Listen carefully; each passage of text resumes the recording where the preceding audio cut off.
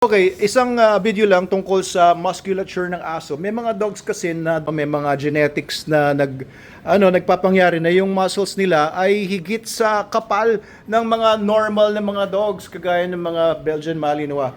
Ayan, maskulado din yung mga yan, pero hindi kasing maskulado ng ilang mga aso kagaya ng mga American Bully. Ayan, etong si Sol, hindi naman yan double muscle dog, pero ang didictate sa musculature nila kung maskulado ba sila o hindi. Number one is genetics.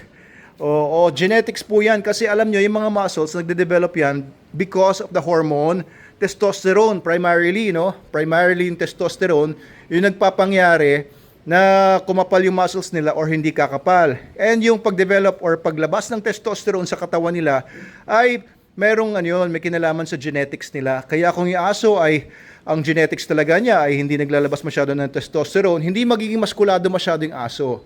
Okay, pangalawa, after genetics is nutrition. Kapag mababa yung nutrition ng aso ninyo, mahina yung protein content or animal protein content, kulang sa essential amino acids, ay hindi niya mabubuo yung mga muscles gaano, magkakaroon na ng degradation ng muscle mass kapag less than 40% ang dog food ng aso. Kaya ito, pinapakain natin. SDN, the best dog food in the multiverse, yung kinakain nila Sol, kaya gumanda yung katawan niya. Dumating nga siya dito, butot balat, puro garapata dahil napabayaan ng owner niya. Pero ngayon, kita nyo, para daw naka-steroids si Sol. Hindi naman siya naka-steroids. SDN 42 lang at saka genetics kasi Canicorso ito.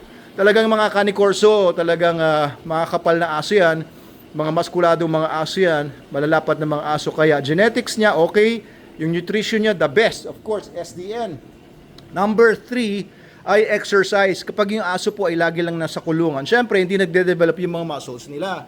Hindi magde-develop kagaya ng mga dogs na lagi na exercise as much as they like. Kaya ito si Sol, as much as possible, pinapakawalan ko lang ito para makatakbo-takbo siya, makapanik dun sa taas, panik-panaog.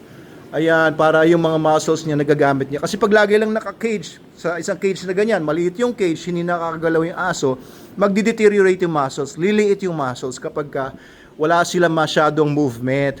Ayun guys, yung tatlo na yun, no? So genetics, nutrition, and exercise. Yun yung kailangan mga dogs para magkaroon ng magagandang muscles.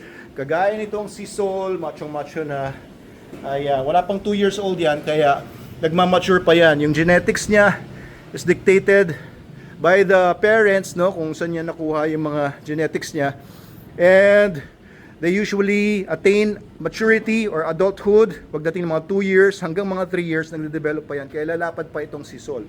Pero wala na yung mga nakausling mga pelvic bones niya, hip bones, yung mga spinal bones, yung yung ribs niya konti na lang mapapansin, pero hindi kagaya dito, mukha talaga siyang gitara. Ayun, yun lang po about the muscles, guys. Ayan, SDN, the best dog food in the multiverse, especially SDN 42, na 42% minimum crude protein. It's the highest crude protein content sa lahat ng mga dog food preparation sa market, whether local man or imported. Di ba, Logan? Ikaw ang model nito eh. Ayan, nung kabataan ni Logan, yan siya. Poging-pogi siya nung kabataan. Ngayon, 12 years old na siya.